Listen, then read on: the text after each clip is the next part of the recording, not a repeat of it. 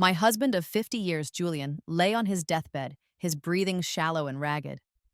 The man who had once been so respectful and kind used his final moments to poison me, not just with the toxin I felt burning in my throat, but with his words. "The greatest regret of my life," he rasped, his eyes filled with a lifetime of resentment, "was marrying you.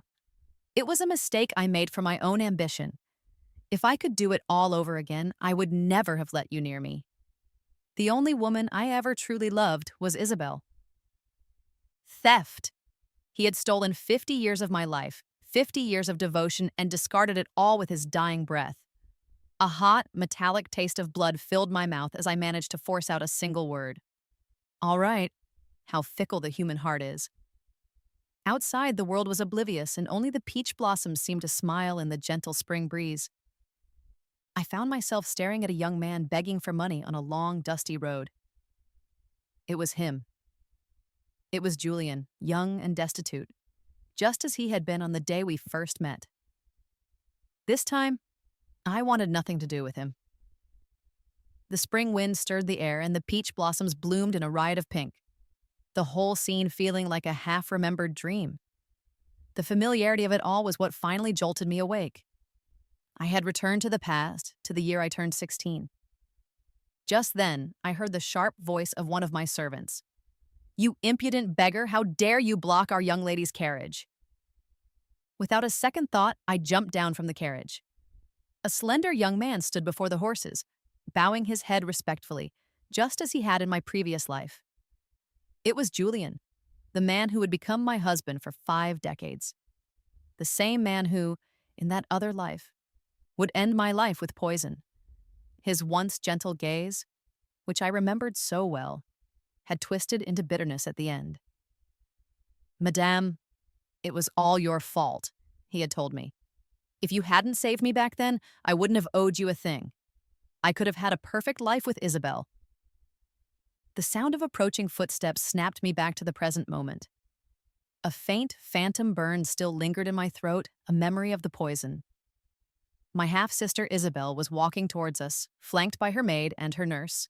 A golden hairpin in her dark hair swayed elegantly with each step she took. "Sister," she called out when she saw me, her voice soft and sweet. "Weren't you on your way to the temple to pray? Why have you stopped here?" I clenched my fists, my nails digging sharply into my palms. I could still hear Julian's final bitter words echoing in my mind. "I gave up Isabelle for my future and married you. It was a terrible mistake." I studied Isabelle's pretty innocent face. "Isabelle," I said, my voice sounding hoarse to my own ears. "I'm not feeling well. I don't think I'll be going to the temple today." After getting back into the carriage, I instructed the driver to pull over a short distance away where I could watch everything unfold without being seen. "Ugh, why is there a beggar here?" Isabelle's voice was sharp with disgust. "He smells awful. It's making me sick." She recoiled dramatically, pointing a finger at Julian. "Get away from me!" The moment she had appeared, Julian had taken notice of her. Of course, a pretty girl from a noble house would capture his attention. He wasn't going to back away so easily. That familiar voice, the one I had listened to for 50 years, spoke gently. "You misunderstand, miss. I am not a beggar. I am a scholar on my way to the capital for the spring examinations. I was robbed by bandits in the mountains, which is why I'm in this state." He had told me the exact same story in my previous life. It was only much later that I learned it was a lie. His father had died when he was young, leaving his family destitute. He had managed to study using the few coins his elderly mother earned from washing clothes for the other villagers. Seeing Isabelle's clear disdain, Julian hastily pulled a worn document from his robes, offering it to her as if it were a precious treasure. "This is my identification. It bears the official seal. Please, have a look." Isabelle didn't even bother to touch it. The document slipped from his fingers and fell to the dusty ground, where it was immediately trampled by a passerby. "So what if you have papers?" she sneered. "You're still just a beggar." She paused for a moment, then tossed a single copper coin in his direction. "Here, I'll be generous. Since you're a scholar, go buy yourself a steamed bun." The coin clattered on the ground in front of him. Her meaning was unmistakable. If he wanted the money, he would have to grovel for it. Julian froze. His lips moved, but no sound came out. I knew that inside he was seething with humiliation. He may have been poor, but he possessed a fierce pride. And Isabelle, with her casual cruelty, had just crushed that pride into dust.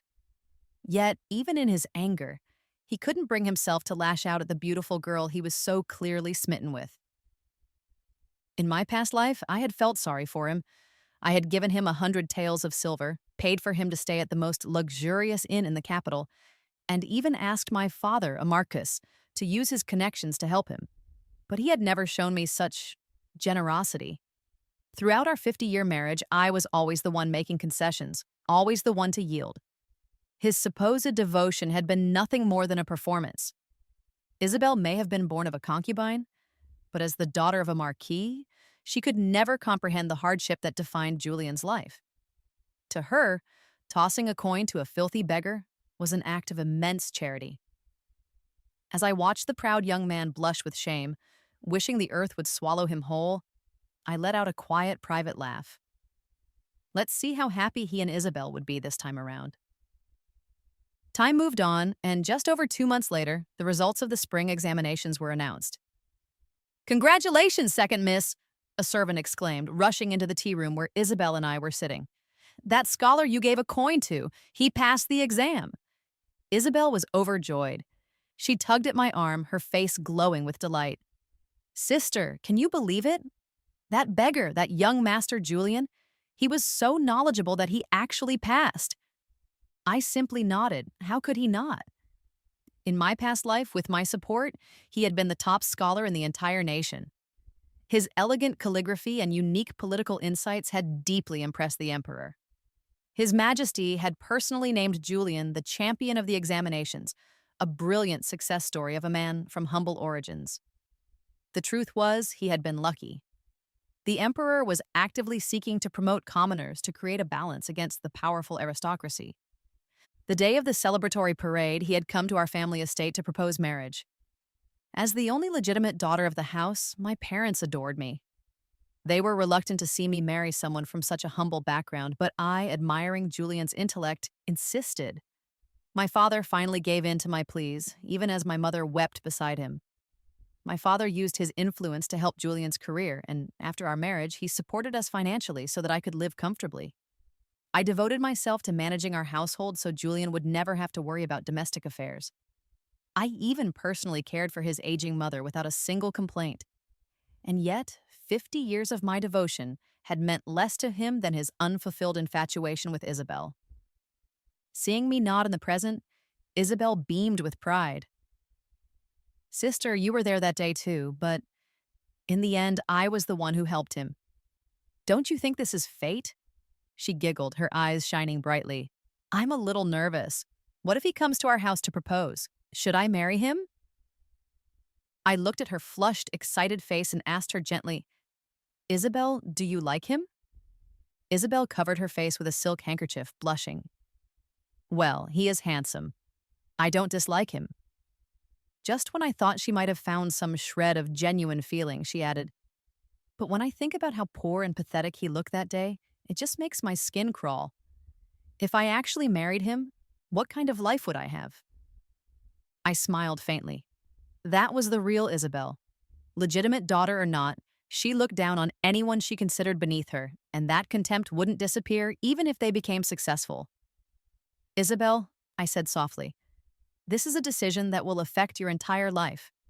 I can't tell you what to do, but Father has always been broad-minded. If you truly like him, I'm sure he will support you." Isabelle may have been raised in a noble house, but her mother had only managed to conceive her by scheming her way into my father's bed when she was just a maid. Everyone in the capital's high society knew this story. If she wanted to marry into a family of higher station, she would have to accept being a concubine. If she married into a lesser household, she could be the official wife. But she considered that beneath her. In my past life, my father had married her off to the son of a wealthy merchant. Though the merchant class was looked down upon, that family had treated her with nothing but kindness. Her husband had adored her, remaining faithful his entire life. But she had despised him, disdained her in-laws, and nearly destroyed their household with her discontent. This time, she was set to marry Julian. Perhaps things would be different. Big sister, you met young Master Julian that day too. What did you think of him? Her probing question made me deeply uncomfortable. In an instant, my expression turned cold and I cut her off. Even if Julian were the only man left in the entire kingdom, I would rather grow old alone than ever look at him twice. Seeing that I was genuinely angry, Isabelle quickly tried to smooth things over. Big sister, I spoke out of turn. Please forgive me just this once. I didn't bother to respond. I simply turned and walked back to my room. Why should I, the legitimate daughter of the house, have to show any kindness to the daughter of a scheming maid? In the past, I had been far too lenient with her, and that indulgence had given her the audacity to constantly overstep her bounds. The day of the celebratory parade arrived, and the capital was alive with crowds and festivity. On that very day, Julian brought a matchmaker to our home to formally propose to Isabelle. In the main hall, he bowed deeply to my father. A drop of grace must be repaid with a fountain of gratitude, he said with the utmost reverence. The second miss once offered me help in my time of need. I humbly request the Marquis's permission to marry her. My father could hardly contain his pleasure. To see a daughter of such awkward standing marry into an official's household was an unexpected honor for our family. Isabelle, unwilling to marry down but unable to marry up, had been the source of many arguments.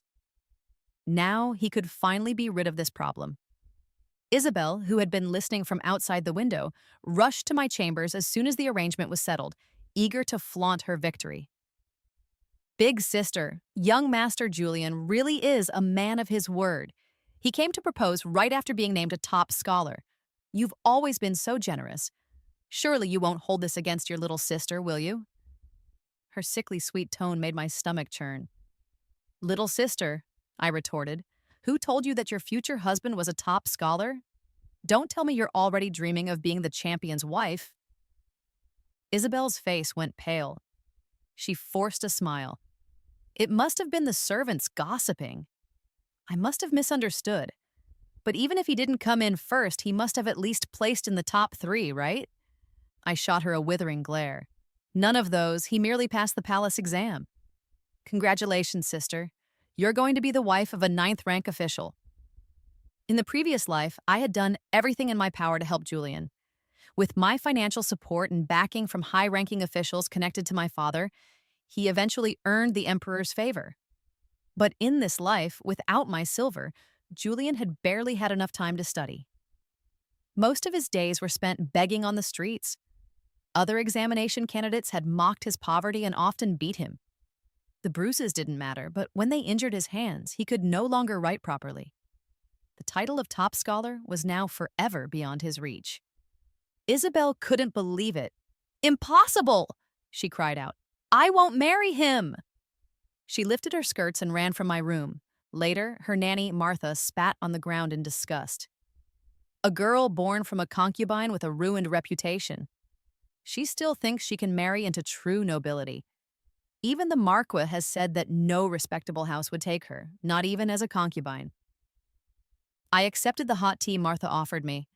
She continued, "Miss, you've spoiled her for too long. She's forgotten her place.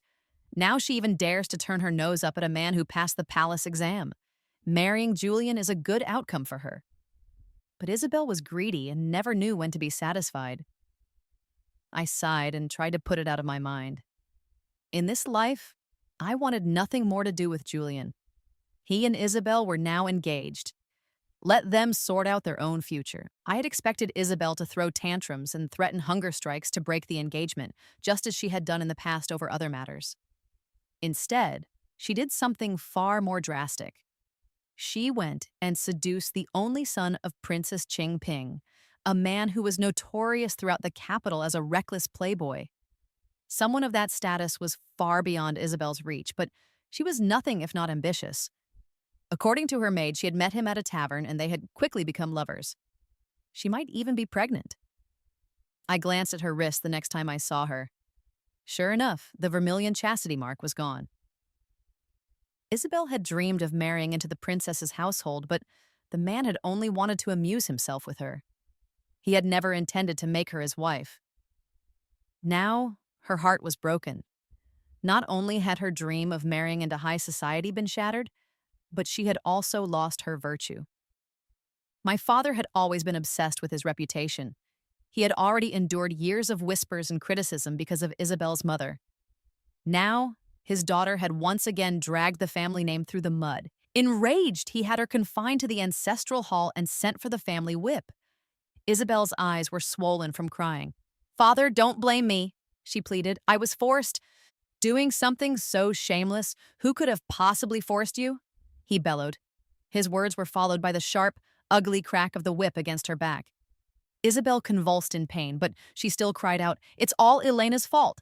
If she hadn't stolen my place as the legitimate daughter, would I have had to use my own body to chase after glory and honor? Father, if you're going to beat someone, you should beat her too.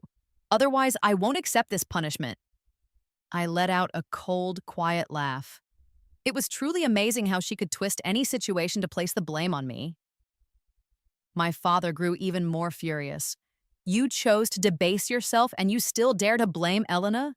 I truly regret that I was drunk that night and fell into your mother's trap." The concubine, Faye, threw herself over Isabelle, crying and begging. "My lord, it's all my fault. I shamed your good name. Please, spare Isabelle just this once." In the end, blood is thicker than water. Despite his fury, my father softened. He gave Isabelle 3 choices. First, she could cut her hair and become a nun at the local temple. Second, she could move to the remote countryside estate and live the rest of her life in anonymity. Or third, she could take her own life to preserve the family's honor. As I expected, Isabelle refused all 3 options. Then, suddenly, she remembered Julian. "Father, mother, I can't die. I'm engaged to young Master Julian. I once helped him. He will marry me." At that moment, Julian was the only lifeline she had left. Concubine Faye went to kneel before my mother. My mother had always been a soft-hearted woman. Years ago, when my father had wanted to sell Faye off, it was my mother who had pleaded on her behalf. "Madame," Faye sobbed, "it's my fault for raising Isabelle so poorly. Please, I beg you, spare her life. I will repay you in my next life, even if I have to come back as an animal." But Isabelle's scandal had already begun to affect my own marriage prospects. This time, my mother stood firm. "You love your daughter. Do you think I don't love mine? Is your daughter the only one who matters while mine counts for nothing?" In my past life, as the legitimate daughter of a marquis, marrying a prince would have been well within my reach. But now, because of Isabelle's actions, I was being forced to consider lesser matches. Fate is never fair.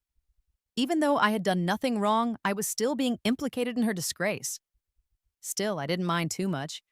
In this lifetime, if I could simply remain by my parents' side and fulfill my duties as a daughter, that would be enough for me. My father, however, had made up his mind. He would not let Isabelle off so easily this time. Who knew what greater chaos she might cause if she were left unchecked? They were both his daughters, but when it came to weighing their worth, my father had always been pragmatic. He ordered the servants to strip Isabelle of her fine silks and prepare to send her to the countryside estate. Just as they were about to force her into the carriage, a messenger arrived from the front gate with astonishing news. Prince Damien of Yongchang had arrived to propose marriage. Isabelle suddenly came to life. She broke free from the attendants, threw herself at our father's legs, and cried out, "Father, I met Prince Damien once at the spring banquet. He must be here to propose to me. Please, father, spare me just this once." Her mother, concubine Faye, no longer knelt. She straightened her back, shot a look of pure disdain at my mother, and turned to my father with a smirk. "My lord, it seems the future glory of our household now rests on Isabelle's shoulders." She had always believed that men favored bold, forward women. My father's brow furrowed. As a marquis, he would never believe that a noble prince would fall for someone like Isabelle, whose conduct was anything but virtuous. Prince Damien was the only prince of non-imperial blood in the entire empire, a war hero and a sworn brother to the emperor himself. Even if Isabelle were still virtuous, she would likely not be considered a suitable match for him, let alone now, with her reputation in tatters. Father ordered the servants to guard Isabelle and concubine Faye closely and told my mother and me to join him in the main hall to receive their royal guest. Isabelle, despite promising to behave, bribed a servant and sneaked out, terrified that she might miss her chance with the prince. In the main hall, my father and mother were already speaking with Prince Damien. I stood quietly behind a folding screen, observing. In both my past and present lives, I barely knew him. All I had heard were rumors that he had once saved the emperor's life during a secret trip, and that he was a fearsome warrior on the battlefield.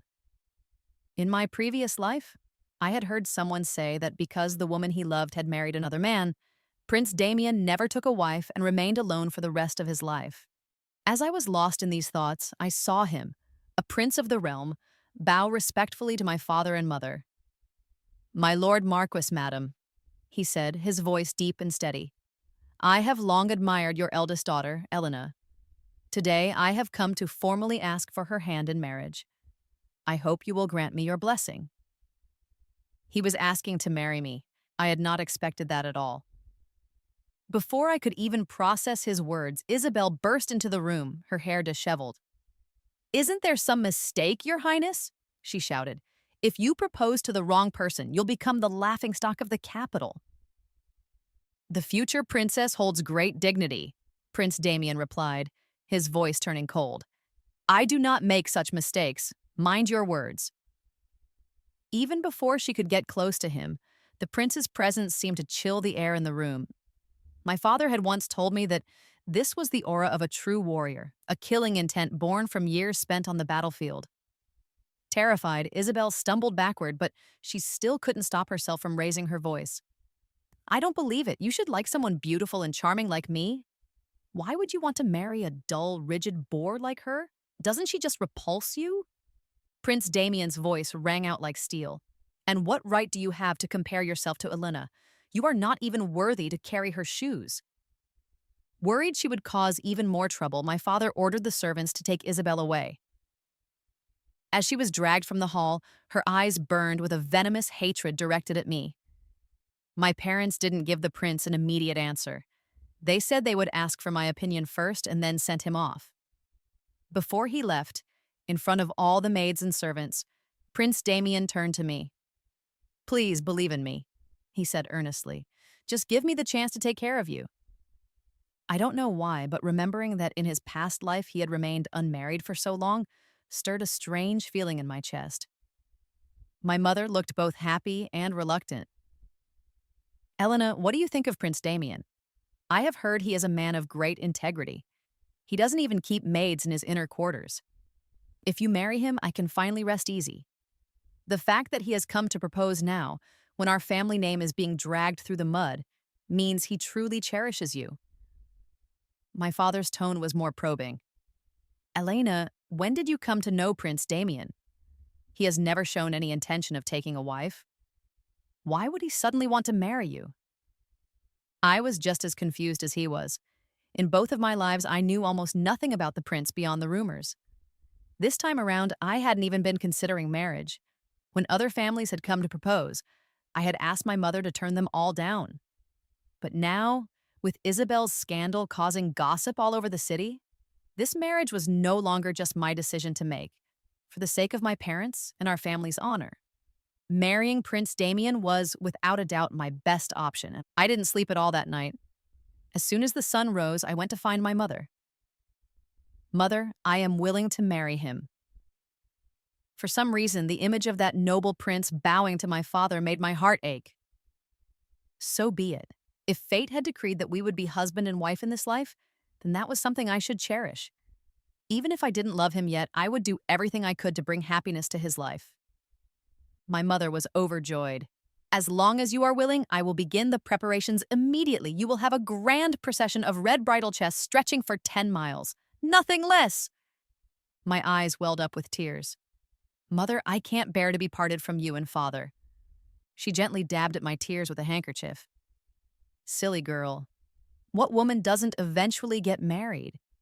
As long as you and the prince are happy together, that is all that matters."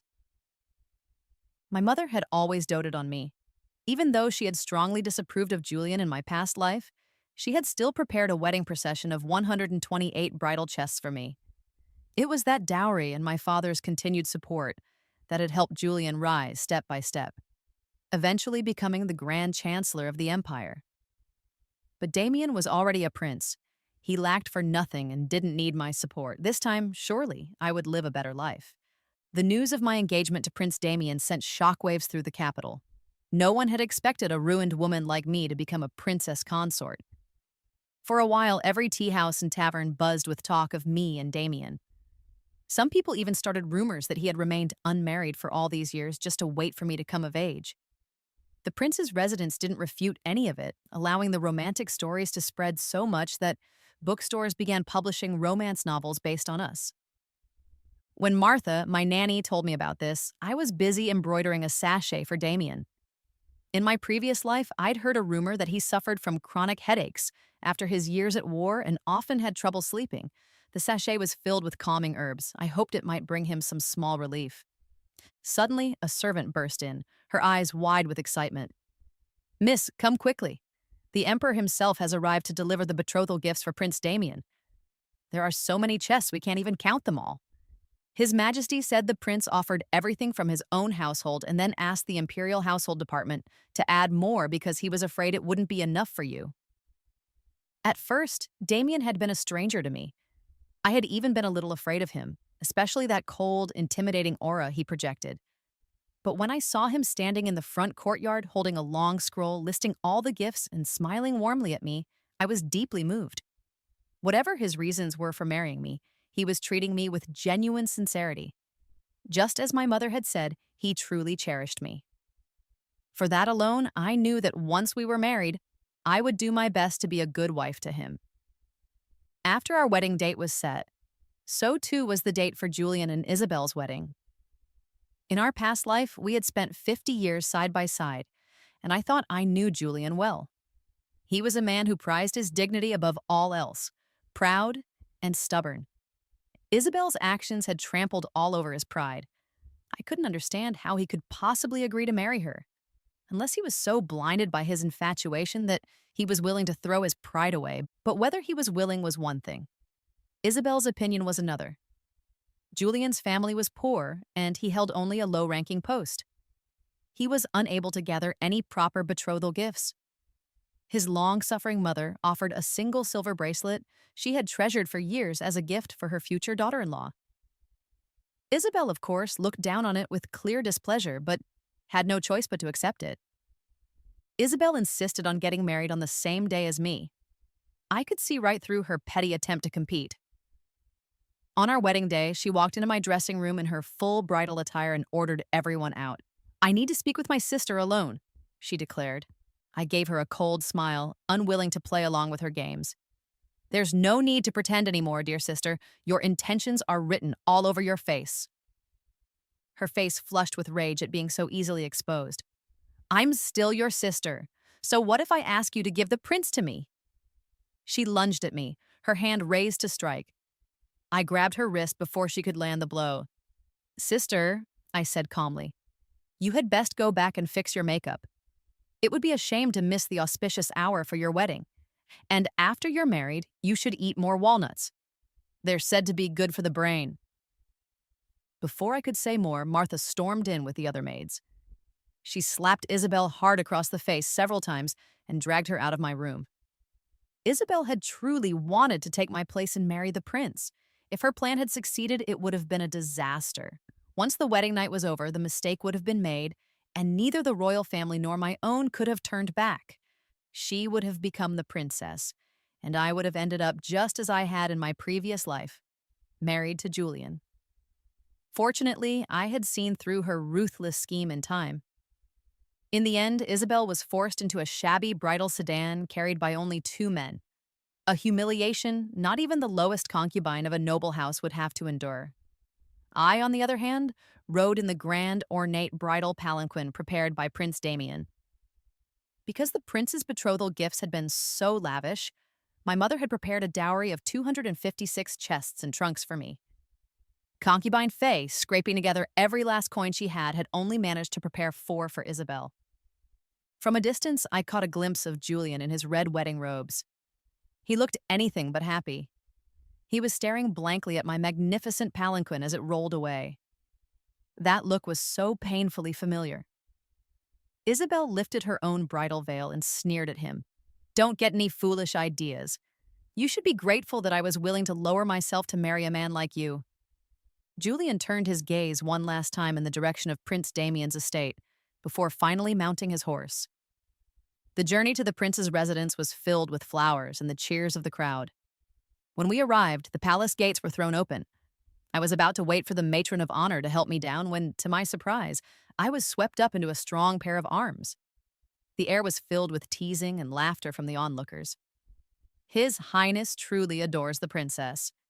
He's so attentive, he won't even let her take a few steps on her own. Even the emperor had come to personally witness our wedding ceremony, adding even more significance to the occasion. Afterwards, I was escorted to the bridal chamber. Sitting under the warm glow of the ceremonial dragon and phoenix candles, I felt both nervous and expectant. I wasn't sure how to face Damien. Having lived one life before, I knew perfectly well what was supposed to happen on a wedding night. Time passed slowly. When I heard the sounds outside finally quiet down, I quickly pulled the red bridal veil over my head and sat up straight. A moment later, the veil was gently lifted. I saw him standing before me, tall and strikingly handsome. His gaze was tender, yet he seemed just as nervous as I was. "Wife," he stammered, "shall we retire for the night?" This powerful man, the prince who charged so fearlessly onto the battlefield, could barely string a sentence together on his wedding night. The thought was so endearing that my own nervousness suddenly vanished. I reached out and removed his heavy outer robe, then wrapped my arms around his neck and tilted my face up to meet his. His entire body stiffened, and a thin sheen of sweat broke out on his forehead. "My love," he whispered, his voice hoarse. You're willing then?" "I want us to be husband and wife in every sense," I replied softly. My soft, willing body melted into his arms. He held me with the utmost gentleness, leading me carefully, clearly afraid of hurting me. I nodded and whispered, "Yes." This was a promise I had made to myself long ago. If we were to marry, then I would give him everything. It wasn't until the first light of dawn that Damien finally let me go. I had never been one to sleep in late, but that morning, I didn't wake until the sun was high in the sky.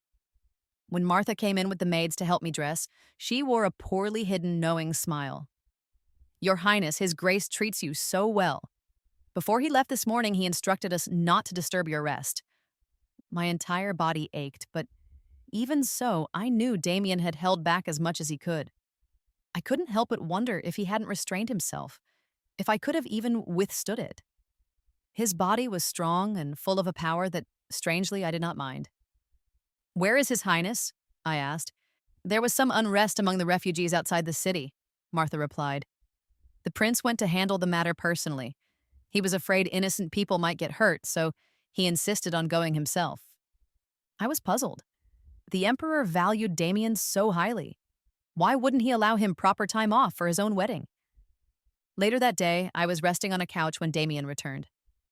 After our intimate night together, there was a new warmth in the way he looked at me.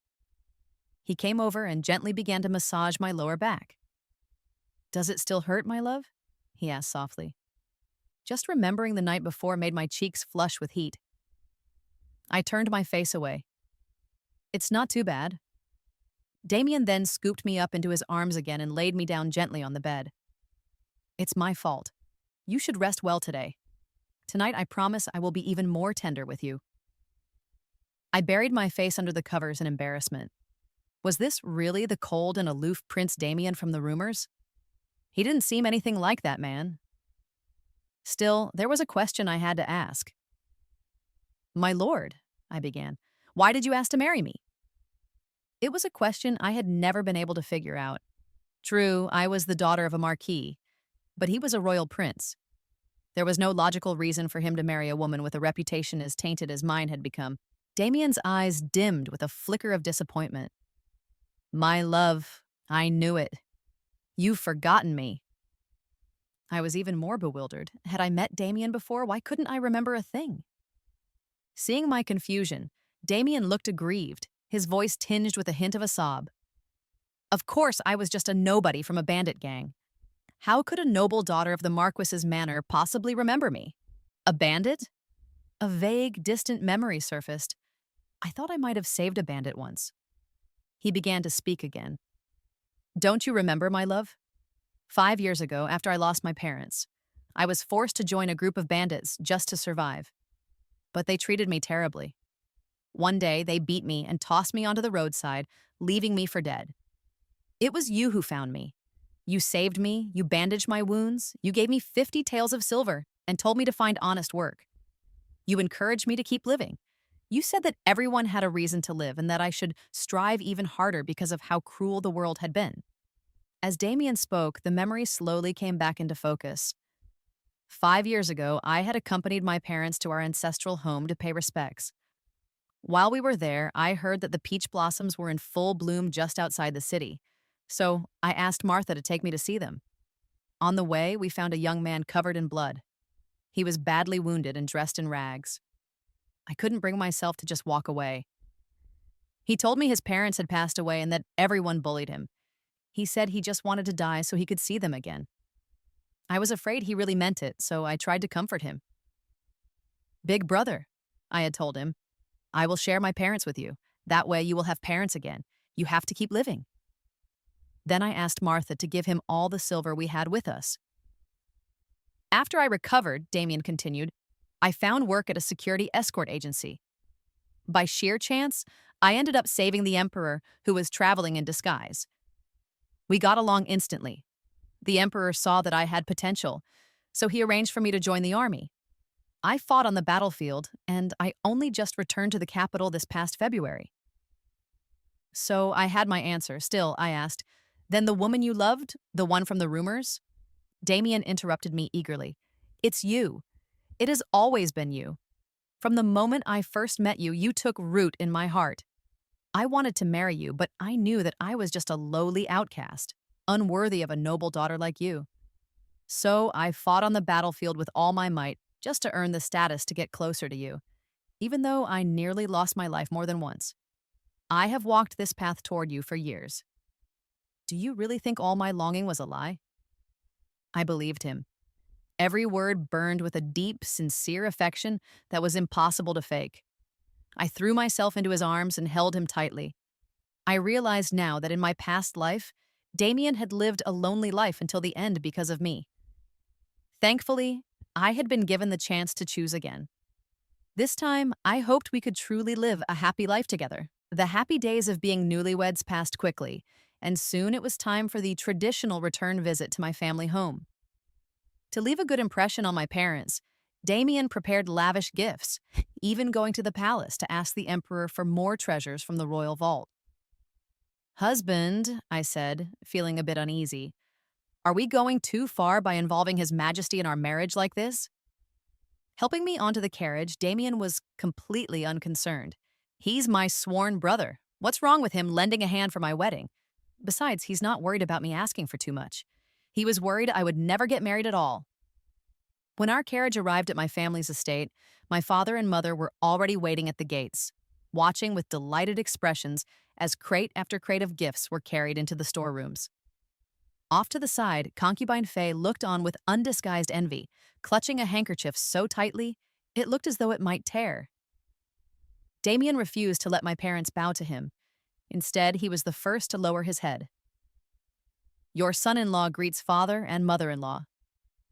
No need for such formality, Your Highness, my father said, ushering us inside. Come in and eat. You must drink a few cups with this old man today. The concubine suddenly grew anxious and interrupted. My lord, perhaps we should wait a bit longer. Isabelle should be here soon. My father's expression darkened. He shot her a sharp glare. You are becoming more and more unruly. Who are you to make His Highness and this Marquis wait? With that, he turned and strode off. As soon as we were inside, my father pulled Damien aside to talk in his study, while my mother took me into her private garden. Worry filled her eyes.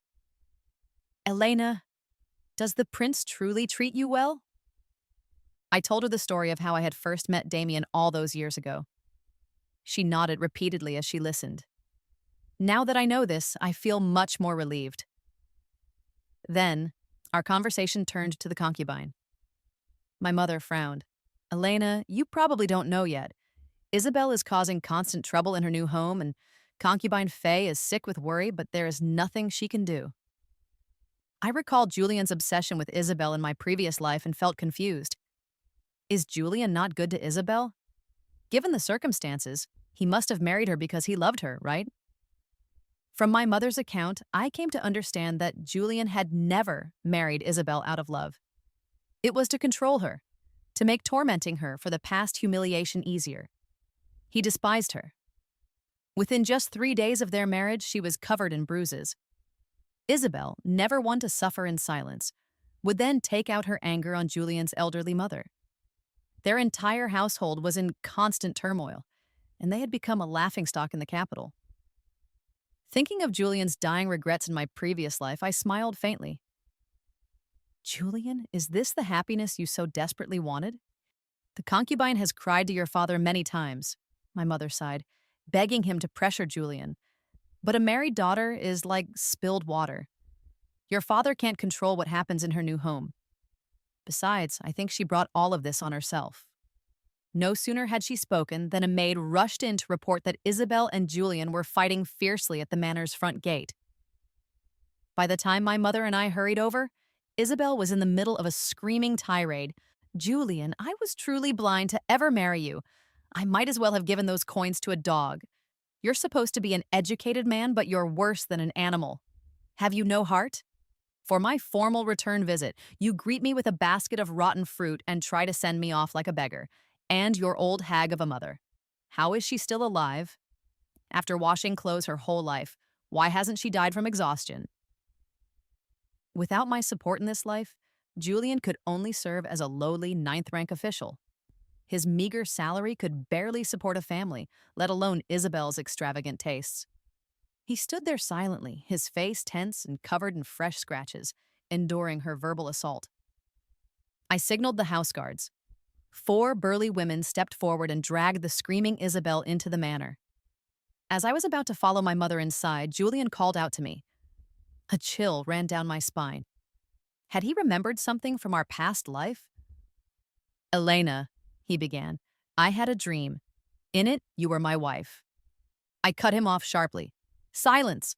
How dare you speak with such disrespect to the princess consort?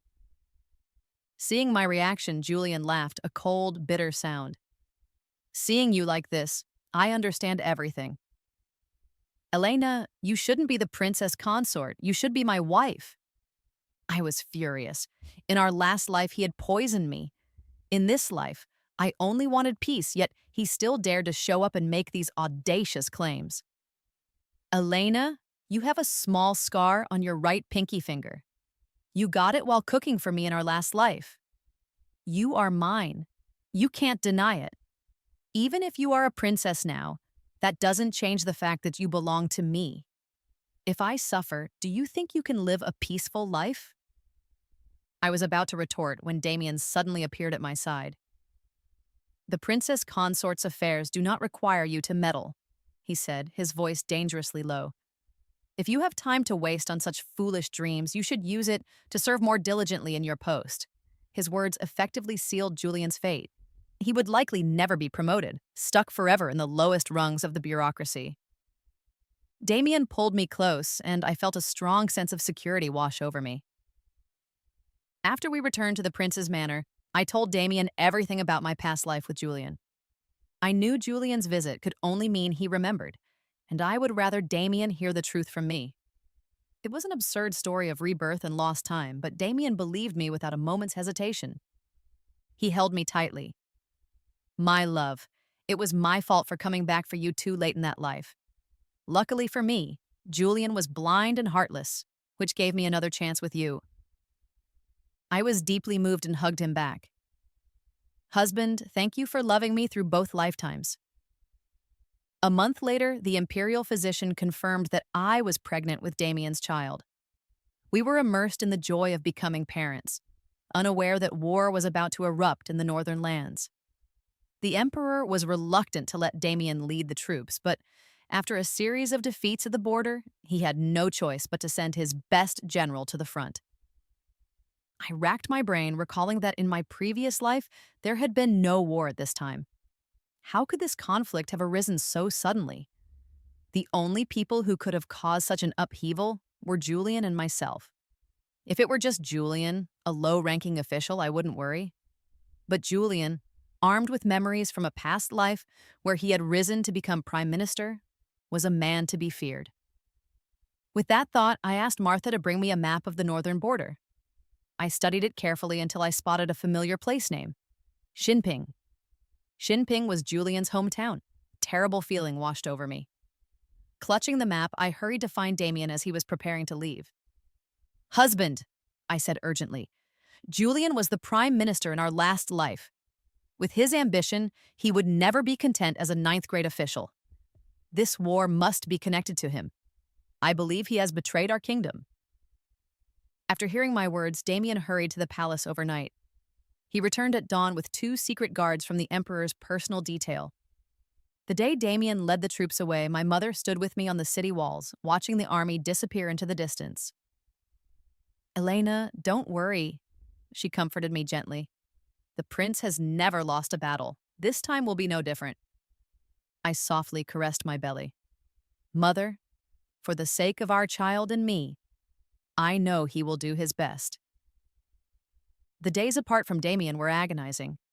As the weather grew colder and my belly swelled, all news from the front ceased.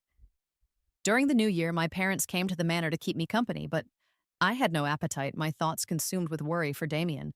Suddenly, a loud crash shattered the peace of our family dinner. A group of men dressed in black stormed into the manor. The secret guards and the manor servants immediately moved to defend us, but the intruders vastly outnumbered them. Soon, we were surrounded. A man and a woman swaggered arrogantly into the room. I recognized them immediately, Julian and Isabelle. "Sister," Isabelle said with a triumphant smile, "I bet you never imagined I'd come this far, did you? In fact, I should thank you. It's because of you that I met my husband." She gestured to Julian. "What does it matter if you're a princess? Now, you're just a prisoner." Julian looked at me, his eyes filled with deep resentment. "Elena, you belong to me. Why did you marry him?" With a wave of his hand, Isabelle was seized by his guards. "You dogs!" she shrieked. "Don't you recognize the future regent's wife?" Julian grabbed Isabelle's wrist and threw her aside. "Isabelle, you are nothing but a burden. I have tolerated you for long enough. Today is my day of reckoning, and it is also your death day." He sneered coldly and pointed at her. "She is your spoil of war. Take her and do with her as you please."